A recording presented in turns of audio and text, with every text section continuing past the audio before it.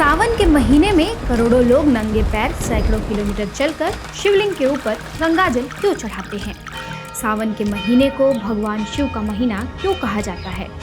सावन के महीने में धरती और आकाश के बीच की दूरी कम क्यों हो जाती है? क्यों बेलपत्र, धतूरा, भस्म और रुद्राक्ष जैसी चीजें केवल महादेव से जुड़ी हैं? और अगर मैं आपसे कहूँ कि सावन की कहानी किसी मंदिर से नहीं बल्कि उस समय से शुरू होती है जब न धरती थी, न इंसान, न कोई राज्य और न कोई सभ्यता, बल्कि केवल एक ऐसा ब्रह्मांड था जहाँ एक श्राप ने पूरे सृष्टि चक्र को हिला दिया था। शिव पुराण, स्कंद पुराण, लिंग पुराण, मत्स्य पुराण और श्रीमद् भागवत महापुराण जैसी अनेक ग्रंथों में सावन की महत्वता और भगवान शिव से लगाव के बारे में विस्तार से बताया गया है। लेकिन इन ग्रंथों के पन्नों में ऐसे कई रहस्य भी छिपे हैं जिनके बारे में बहुत कम लोग जानते हैं। वो ये कि आखिर क्यों शिव ने हलाहल विष अपने कंठ में धारण किया, चंद्रमा को अपने मस्तक पर भगवान शिव ने क्यों बैठाया, माता पार्वती की तपस्या का सावन से क्या संबंध है और क्यों आज भी लाखों लोग मानते हैं कि सावन में किया गया रुद्राभिषेक विशेष फलदायी होता है। आज हम आपको लेकर चलेंगे उन पौराणिक कथाओं, प्राचीन मान्यताओं और रहस्यमय प्रतीकों की यात्रा पर, जहां हम इन तमाम रहस्यों के ऊपर से पर्दे को उठाएंगे और भगवान शिव के उन तमाम रहस्यों को जानेंगे जिसे आज तक आपको किसी ने नहीं बताई होगी। तो आइए समय के पहिए को हजारों साल पीछे घुमाते हैं और प्रवेश करते हैं उस रहस्यमय संसार में जहां से शुरू होती है महाकाल, सावन और सनातन की सबसे अद्भुत महागाथा, भगवान शिव की नगरी।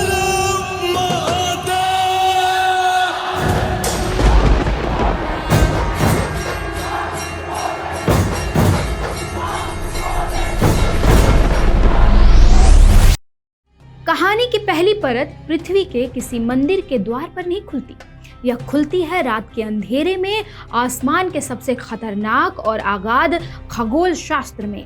हजारों लाखों साल पहले जब इस धरती पर न कोई घड़ियां थी, न कोई आधुनिक कैलेंडर, तब हमारे प्राचीन ऋषि मुनि रात के नीरव सन्नाटे में पहाड़ों की चोटियों पर बैठकर आसमान को एकटक घूरा करते थे। वे सामान्य मनुष्य नहीं थे। वे तारों की गति को और उनकी भाषा को पढ़ना जानते थे। और एक खास रात को उन्होंने आसमान के सीने पर कुछ ऐसा देखा जिसने उनके होश उड़ा दिए। उन्होंने पाया कि जब चंद्रमा अपनी पूर्ण कलाओं के साथ चमकता है, जब पूर्णिमा की रात आती है, तो आसमान में एक खास तारों का झुंड प्रकट होता है जिसे वैदिक ज्योतिष में श्रवण नक्षत्र कहा जाता है। जब चंद्रमा इस श्रवण नक्षत्र के घेरे में आता था तब केवल आसमान में बदलाव नहीं होता था बल्कि पूरे ब्रह्मांड में एक बहुत अजीब और भयानक हलचल मच जाती थी।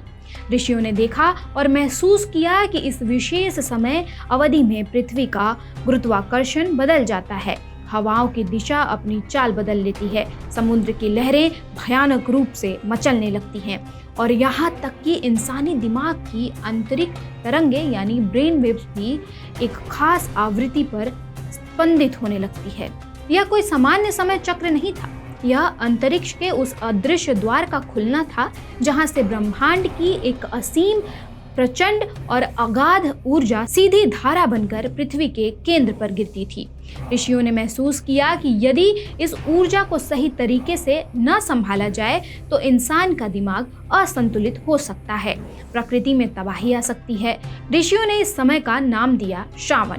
जी हाँ, जिसे आज हम अपनी बोलचाल में साधारण सा शब्द सावन कह देते हैं। वो कोई इंसानी नाम नहीं है, वो आसमान का दिया हुआ एक गुप्त आकाशीय कोड था। लेकिन सवाल ये उठता है कि उस समय ब्रह्मांड में ऐसा क्या घट रहा था जिसके लिए ऋषियों को पूरी मानवता को सतर्क करना पड़ा। इसके पीछे छुपा था इस पूरे ब्रह्मांड का पहला और सबसे भयानक आकाशीय श्राप। अब इस रहस्य से जुड़ी एक और भयानक कहानी पर आते हैं। शास्त्रों के गुप्त पन्नों, मत्स्य पुराण और कोटि रुद्र संहिता के उन अध्यायों को पलटिए जहां एक ऐसा सच दर्ज है जो रोंगटे खड़े कर देता है। यह कहानी है रात के राजा उस खूबसूरत और शीतल चंद्रमा की जो एक दिन सड़ने लगा था। जरा सोचिए, क्या हो अगर रात का रक्षक चंद्रमा धीरे धीरे काला पड़ने लगे, उसके शरीर में दरारें आने लगी, उसकी रोशनी गायब होने लगी और वो हर गुजरते पल के साथ सड़कर मौत के करीब पहुंचने लगे। यह कोई कल्पना नहीं है, ये ब्रह्मांडीय इतिहास का एक खौफनाक दौर था। सृष्टि के आरंभिक काल में ब्रह्मा जी के मानस पुत्र राजा दक्ष के सिर पर अहंकार का खून सवार था। जब चंद्रदेव ने दक्ष की पुत्रियों के साथ न्याय नहीं किया और अपने रूप के घमंड में डूब गए, तो क्रोध में उबलते हुए प्रजापति दक्ष के मुंह से एक ऐसा श्राप निकला जिसने 10 दिशाओं को कपा दिया। दक्ष ने चीख कर कहा था, घट जाओ चंद्र, तुम्हारा यह रूप, तुम्हारी यह ठंडक, तुम्हारा यह अहंकार सब गल कर खत्म हो जाएगा। तुम हर दिन मरोगे, हर दिन क्षय होगे। श्राप का असर तुरंत शुरू हो गया। चंद्रदेव का शरीर क्षीण होने लगा, उनका प्रकाश धुंधला पड़ने लगा, उनकी शीतलता तपन में बदलने लगी और उनका अस्तित्व गल गल कर खत्म होने लगा। चंद्रमा के अंत का मतलब केवल एक देवता का मरना नहीं था। चंद्रमा पृथ्वी पर पानी और मन का स्वामी है। यदि चंद्रमा खत्म हो जाता तो पृथ्वी के सारे समुद्र उबल पड़ते, मौसम का चक्र हमेशा के लिए नष्ट हो जाता, पेड़ पौधों की औषधीय शक्ति समाप्त हो जाती और हर इंसान का दिमाग अपना संतुलन खोकर पागलपन की गर्त में गिर जाता। पूरे ब्रह्मांड में तबाही की उल्टी गिनती शुरू हो चुकी थी। मौत चंद्रदेव की चौखट पर खड़ी थी, उनका शरीर लगभग गल चुका था। तब ब्रह्मा जी ने कांपती हुई आवाज में चंद्रदेव को बचने का एक अति गुप्त रास्ता बताया, प्रभास क्षेत्र। चंद्रदेव अपनी बची कुची सांसों को समेटकर भागते हुए उस निर्जन बियाबान समुद्री तट पर पहुंचे, जिसे आज हम सोमनाथ के नाम से जानते हैं। उस समय वहां कोई भव्य मंदिर नहीं था, कोई पंडित नहीं था, कोई छत्र चमर नहीं था। वहां सिर्फ समुद्र की भयानक गर्जना थी, विशालकाय लहरों की थपेड़े थी और मरते हुए चंद्रदेव का आर्तनाद था। और जानते हैं उस वक्त पृथ्वी पर कौन सा महीना चल रहा था? वो सावन का महीना था और दिन था सोमवार। चंद्रदेव ने अपने गलते हुए हाथों से बालू को समेटा, एक शिवलिंग का रूप दिया और सावन के पहले सोमवार को महाकाल की ऐसी भयानक और अखंड साधना शुरू की जिसने काल चक्र की गति को ही रोक दिया। दिन बीते, हफ्ते बीते, चंद्रदेव का आधा शरीर सड़कर खत्म हो चुका था, हड्डियों तक यातना पहुंच रही थी, लेकिन उनका ध्यान नहीं डगमगाया। और फिर सावन के एक सोमवार की आधी रात को जब सन्नाटे को चीरती हुई एक दिव्य और प्रचंड रोशनी चमकी तो स्वयं महाकाल प्रकट हुए। लेकिन शिव ने केवल चंद्रदेव की जान नहीं बचाई, उन्होंने एक ऐसा अभूतपूर्व कार्य किया जिसने देवों और दानवों दोनों के होश उड़ा दिए। शिव ने उस बीमार, श्रापित, गलते हुए और क्षय रोग से ग्रस्त चंद्रमा को उठाया और अपने मस्तक पर अपनी जटाओं के बीच स्थान दे दिया। उसी पल जन्म हुआ शिव के सबसे अलौकिक रूप का, चंद्रशेखर का। शिव ने साबित किया कि जिस विष और श्राप से पूरी दुनिया घृणा करके त्याग देती है, महाकाल उसे अपने मस्तक पर धारण कर लेते हैं। इसलिए आज जब आप सावन के सोमवार का व्रत रखते हैं तो आप केवल एक उपवास नहीं कर रहे होते, आप उसी प्राचीन श्राप के असर को काट रहे होते हैं जो आपके मन और शरीर को बीमारियों की ओर ले जाता है, क्योंकि चंद्रमा इंसानी मन का कारक है और मन की हर बीमारी, हर अवसाद और हर श्राप का इलाज सिर्फ सावन के सोमवार की उस दिव्य ऊर्जा में छिपा है। परंतु सावन की गाथा केवल एक देवता के प्राण बचाने की कहानी नहीं है। अगर चंद्रदेव की कथा में दर्द और यातना थी तो आगे सावन से जुड़ी इस दूसरी कथा में एक ऐसा जुनून है जो आपकी आत्मा को कपा देगा। यह कहानी उस नारी की है जिसने एक जीवित लाश से प्रेम किया था और उसे पाने के लिए प्रकृति के सारे नियमों को तोड़ मरोड़ कर रख दिया था। सती के आत्मदाह के भयानक हादसे के बाद महादेव संसार के सारे बंधनों को छिन्न भिन्न करके वैराग्य के सामने खौफनाक और गहरे ध्यान में समा चुके थे। वे शमशान में राख लपेटे पड़े रहते थे। उनका ध्यान इतना गहरा था कि दुनिया की कोई ताकत, कोई कामदेव या कोई सुंदरी उन्हें उस समाधि से जगा नहीं सकती थी। शिव अब करुणावान भगवान नहीं बल्कि एक निर्गुण कठोर पत्थर बन चुके थे। लेकिन तभी राजा हिमवान के घर जन्म लेती हैं देवी पार्वती। जब देव ऋषि नारद ने पार्वती के कान में वो गुप्त मर्म फुसफुसाया कि तुम्हारा जन्म उस शमशानवासी औघड़ शिव को वापस इस सृष्टि में लाने के लिए हुआ है, तो पार्वती ने किसी महल का सुख नहीं चुना। उन्होंने मुस्कुराकर ऐसा कदम उठाया जिसकी कल्पना करके ही किसी सामान्य मानव की रूह कांप जाए। पार्वती ने अपने राजसी वस्त्र उतार फेंके, वे घने खूंखार जंगलों में चली गईं, जहां सूरज की एक किरण पहुंचने से भी डरती थी, जहां हिंसक पशुओं की दहाड़ से रातें कांपती थी। पार्वती ने शिव को पाने के लिए तपस्या शुरू की। शुरुआत में उन्होंने कंदमूल और फल खाए, फिर उन्होंने फल भी छोड़ दिए और केवल हवा और पानी पर जीवित रहीं। साल दर साल बीतते गए लेकिन शिव की समाधि नहीं टूटी। तब पार्वती ने केवल गिरते हुए पत्तों को खाकर जीवित रहना शुरू किया और फिर एक दिन आया जब उन्होंने सूखे पत्ते तक खाना बंद कर दिया। शास्त्रों ने चीख कर उस पल का साक्षी भाव भरा और उन्हें नाम दिया अर्पणा, यानी जिसने एक पत्ता भी न खाया हो। पार्वती का शरीर सूख कर कांटा हो चुका था। उनकी नसें त्वचा के ऊपर से दिखाई दे रही थी। चेहरा हड्डियों का ढांचा बन चुका था, लेकिन उनकी आंखों में शिव को पाने की एक दीवानी चमक थी। और जानते हैं, उनकी इस रूह कपा देने वाली तपस्या का सबसे भयानक, सबसे दर्दनाक और सबसे कठोर दौर कब आया?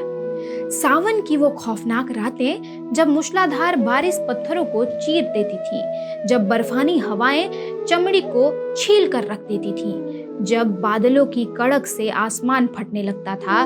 पार्वती बिना किसी छत के, बिना किसी वस्त्र के, नंगे पांव बर्फ से उस पहाड़ पर खड़ी रहीं। उनके शरीर का मांस गल रहा था, जम चुका था, खून की नलिकाएं जम चुकी थी, लेकिन उनके होठों से हर सेकंड केवल एक ही शब्द फूटता था, शिव शिव शिव। पार्वती की उस दर्दनाक जिद और अडिग संकल्प ने अंततः महाकाल के उस अखंड ध्यान के सीने को फाड़कर रख दिया। उस अघोरी बैरागी शमशानवासी शिव को अपनी समाधि तोड़नी पड़ी। वे विवश हो गए। सावन के इसी महीने में महादेव को अपना युगों पुराना वैराग्य छोड़कर पार्वती को अपनी अर्धांगिनी बनाना पड़ा। दोनों का महामिलन हुआ। इसलिए अगली बार जब आप सावन के सोमवार का व्रत रखें तो याद रखिएगा कि यह कोई साधारण व्रत नहीं है। यह माता पार्वती के उस संकल्प की याद दिलाता है जो ब्रह्मांड को यह सिखाता है कि अगर आपका इरादा पक्का है तो इस दुनिया का सबसे कठोर पत्थर यानी स्वयं महाकाल भी पिघलने पर मजबूर हो जाते हैं। आगे सावन का सबसे बड़ा, सबसे कठिन और सबसे महान राज तो बाकी है। आप हर सावन में कावड़ उठाते हैं, अपने कंधों पर लकड़ी की बहंगी टांगते हैं और नंगे पैर पत्थरों और कांटों पर मीलों पैदल चलते हैं। आपके पैरों में बड़े बड़े छाले पड़ जाते हैं, फिर भी आप पूरी ताकत से चिल्लाते हैं बम बम भोले बोल बम। लेकिन क्या कभी आपने शांत मन से बैठकर सोचा है कि दुनिया में इतने सारे देवी देवताएं हैं, लेकिन केवल शिव पर ही लगातार जल क्यों चढ़ाया जाता है? शिवलिंग पर सिर्फ शीतल दूध, बेलपत्र, धतूरा और पानी ही क्यों चढ़ता है? इसके पीछे का वो सच क्या है जो आधुनिक इतिहास आपसे छुपाता आया है? अपनी सोच को पीछे ले जाइए और देखिए उस ब्रह्मांडीय युद्ध को जिसे हम समुद्र मंथन कहते हैं। जब देवों और दानवों ने मिलकर क्षीर सागर को मथना शुरू किया तो वे अमृत की उम्मीद कर रहे थे, लेकिन अमृत से पहले समुद्र की गहराइयों से एक ऐसी चीज निकली जिसने पूरे ब्रह्मांड के प्राण सुखा दिए। हलाहल विष, कालकूट। वो कोई साधारण जहर नहीं था, वो इस ब्रह्मांड का सबसे पहला और सबसे खौफनाक रासायनिक परमाणु कचरा यानी कॉस्मिक पॉइजन था। उसकी तपन इतनी भयानक थी कि 10 दिशाएं चलने लगी। देवों के सोने का ढाल पिघलकर बहने लगे, दानवों की चमड़ी झुलसकर काली पड़ने लगी हवा में इतना जहर घुल गया कि पंछी उड़ते उड़ते जलकर भस्म होने लगे। पूरी सृष्टि का अंत तय था। कोई भी शक्ति उस जहर की एक बूंद को छूने की हिम्मत नहीं कर पा रही थी। तब पूरे ब्रह्मांड में केवल एक ही सत्ता थी जो उस तबाही के आगे अपना सीना चौड़ा करके खड़ी हो सकती थी। महादेव आगे बढ़े। उन्होंने उस नीले उबलते हुए खौलते हुए विष के घड़े को उठाया और बिना एक क्षण गवाए पूरी सृष्टि को बचाने के लिए उस जहर को एक सांस में गटर गए। जहर पेट में जाता तो उनके अंदर समाई पूरी सृष्टि जल जाती। इसलिए शिव ने अपनी योग शक्ति से उस विष को अपने कंठ यानी गले में ही रोक लिया और उसी क्षण जहर के भयानक प्रभाव से शिव का सफेद कंठ गहरा नीला पड़ गया। वे बन गए नीलकंठ। लेकिन कहानी यहाँ खत्म नहीं होती। असली सस्पेंस तो इसके बाद शुरू होता है। विष भले ही गले में रुक गया था, लेकिन उस हलाहल की भयानक तपन और भयंकर जलन शिव के पूरे शरीर को अंदर ही अंदर जला रही थी। महादेव का शरीर उबलने लगा। उनके मस्तक का तापमान इतना बढ़ गया कि उनके पसीने की एक एक बूंद से नदियां उबलने लगी। शिव के शरीर की उस प्रचंड गर्मी से पूरे ब्रह्मांड में हाहाकार मच गया। अगर शिव के शरीर का तापमान नियंत्रित न होता तो उनका तीसरा नेत्र खुल जाता और पूरी सृष्टि भस्म हो जाती। शिव की उस महातपन को शांत करने के लिए समस्त देवताओं ने क्या किया? उन्होंने तुरंत दिव्य नदियों और गंगा के परम शीतल जल को मंगाया और शिव के मस्तक पर निरंतर धारा बनाकर ढालना शुरू कर दिया। उन्होंने शिव के सिर पर ठंडक पहुंचाने वाले शीतल बेलपत्र रखे और विष के प्रभाव को बेअसर करने वाला धतूरा और भांग चढ़ाई। ठंडा दूध उड़ेला ताकि उस ब्रह्मांडीय विष की आग को शांत किया जा सके। और जानते हैं वो समय कौन सा था? जब शिव ने पूरे ब्रह्मांड का जहर पिया था और जब देवताओं ने उनसे सिर पर पहली बार ठंडा जल ढालकर उनकी जान बचाई थी। वो सावन का ही महीना था। इसलिए आज जब आप सावन में कांवड़ यात्रा निकालते हैं, जब आप मीलों पैदल चलकर गंगाजल लाते हैं और शिवलिंग पर धार बनाकर चढ़ाते हैं, तो आप कोई साधारण पूजा या कर्मकांड नहीं कर रहे होते। आप महादेव के उस महा उपकार का ऋण चुका रहे होते हैं। आप उस परम पिता के शरीर की तपन को आज भी शांत कर रहे होते हैं, जिसने आपको और पूरी दुनिया को जिंदा रखने के लिए खुद पूरे ब्रह्मांड का सबसे जहरीला खून पी लिया था। अगर आप शिव पूजा को ध्यान से देखें तो शिव को चढ़ने वाली हर एक चीज किसी आम भगवान की पूजा जैसी नहीं होती। जहाँ अन्य देवताओं को सुंदर फूल, मेवे, 56 भोग और रेशमी वस्त्र चढ़ाए जाते हैं, वहीं शिव को वो चीजें चढ़ती हैं जिनसे दुनिया घृणा करती है या जिन्हें फेंक देती है। इसके पीछे एक बहुत गहरा तांत्रिक और आध्यात्मिक रहस्य छुपा है। पहला, 3 पत्तियों वाला बेलपत्र। आप शिवलिंग पर बेलपत्र चढ़ाते हैं क्यों? क्योंकि बेलपत्र की 3 पत्तियां केवल एक पत्ता नहीं है, वे 3 सबसे बड़े ब्रह्मांडीय रहस्यों का प्रतीक है। शिव का त्रिशूल जो भूत, भविष्य और वर्तमान को नियंत्रित करता है। शिव की तीसरी आंख जो अज्ञान और अंधकार को जलाकर भस्म करती है। और मनुष्य के भीतर के 3 गुण, सत्व यानी सौम्यता, रज यानी महत्वाकांक्षा और तम यानी अंधकार या गुस्सा। जब आप सावन में बेलपत्र हाथ में लेकर शिवलिंग पर अर्पित करते हैं तो आप शिव से कह रहे होते हैं, हे नीलकंठ, मेरे अंदर का जो तम यानी गुस्सा और अज्ञान है उसे अपने त्रिशूल से नष्ट कर दो। दूसरा, विषैला और कड़वा धतूरा। धतूरा एक बेहद जहरीला, कड़वा और कांटेदार फल होता है।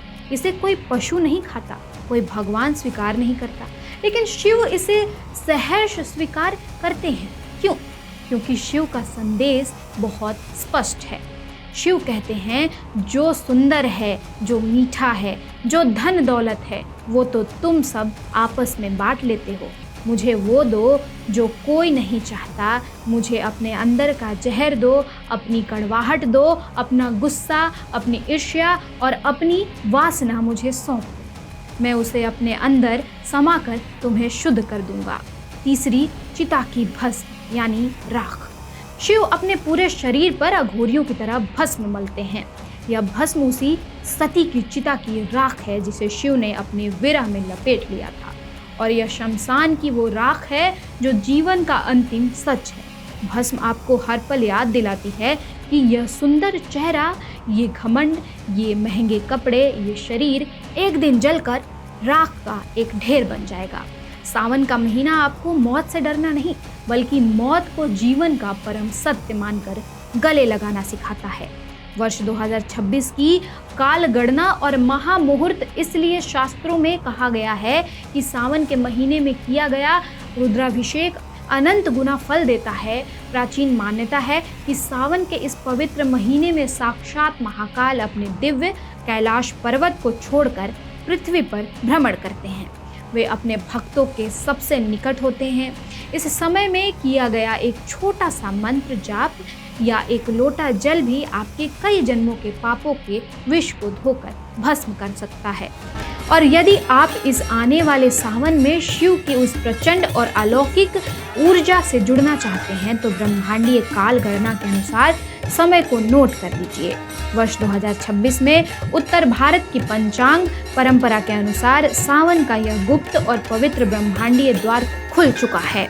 30 जुलाई 2026 से लेकर 28 अगस्त 2026 तक यह पूरा महीना दिव्य ऊर्जाओं से सराबोर रहेगा, और इसमें पड़ने वाले 4 सबसे शक्तिशाली सावन सोमवार, जब चंद्रमा और नक्षत्रों की स्थिति सबसे दुर्लभ होगी, वे तिथियां हैं: पहला सावन सोमवार 3 अगस्त 2026, दूसरा सावन सोमवार 10 अगस्त 2026, तीसरा सावन सोमवार 17 अगस्त, चौथा सावन सोमवार 24 अगस्त। ध्यान दें, भारत के पश्चिमी और दक्षिणी राज्यों जैसे महाराष्ट्र, गुजरात और दक्षिण भारत में अमांत कैलेंडर के अनुसार श्रावण मास 13 अगस्त 2026 से शुरू होकर 11 सितंबर 2026 तक रहेगा। इन विशेष दिनों में ब्रह्मांड का द्वार पूरी तरह खुल जाता है, लेकिन सबसे बड़ा सवाल ये है कि आपको इन दिनों में केवल मंदिर की भीड़ का हिस्सा बनना है या सावन के असली आध्यात्मिक कोड को क्रैक करना है। आपको बता दें कि ज्यादातर लोग सावन में केवल एक ही बड़ी गलती करते हैं, वे सिर्फ बाहर की तरफ भागते हैं। वे मंदिरों में धक्का मुक्की करते हैं, आडंबर करते हैं, सोशल मीडिया पर दिखावा करते हैं। लेकिन शिव ने कभी दिखावा नहीं मांगा। शिव तो भांग के एक पत्ते और सच्चे दिल के 2 बूंद जल से प्रसन्न होने वाले भोलेनाथ हैं। अगर आप सच में इस सावन में शिव का असली पुण्य, उनकी कृपा और उनका आशीर्वाद पाना चाहते हैं तो आपको अपने जीवन में सावन के 4 नियमों को उतारना होगा।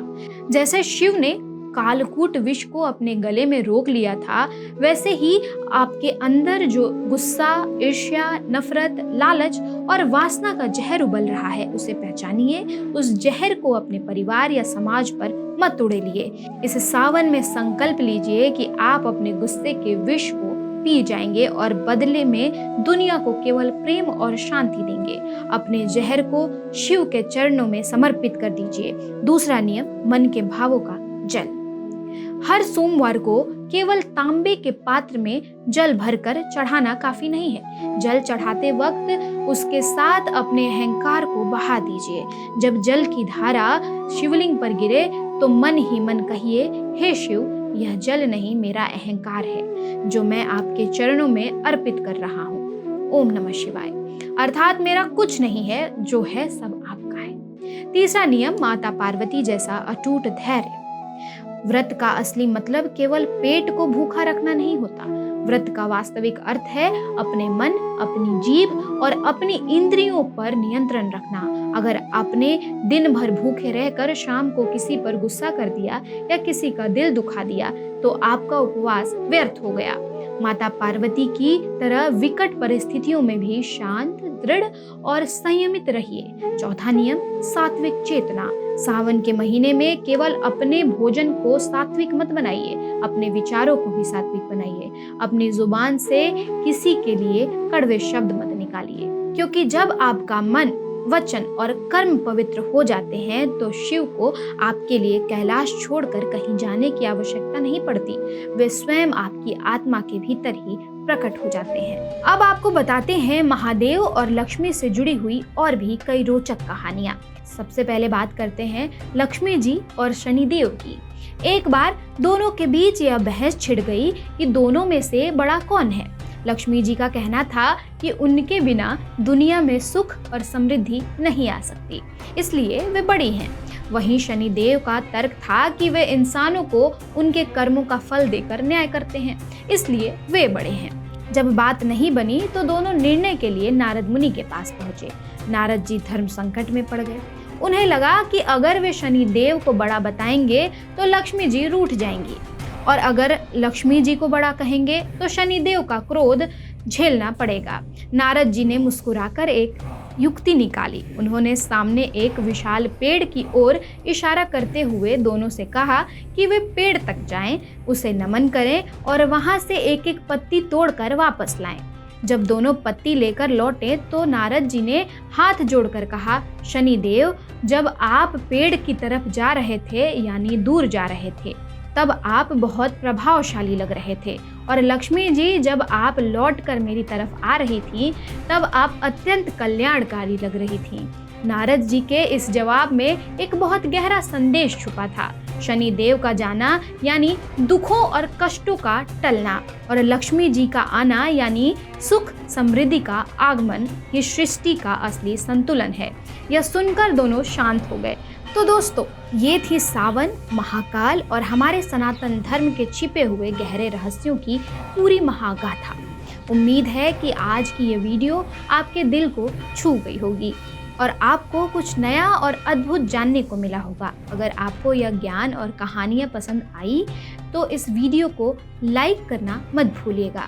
इसे अपने परिवार और दोस्तों के साथ शेयर जरूर करें ताकि सनातन का यह दिव्य ज्ञान हर घर तक पहुँचे। और हाँ, अगर आप हमारे चैनल पर नए हैं, अभी तक आपने सब्सक्राइब नहीं किया, तो नीचे दिए गए सब्सक्राइब बटन को दबाएं ताकि ऐसी ही भक्ति और रहस्य से भरी वीडियोस आपसे कभी मिस ना हो।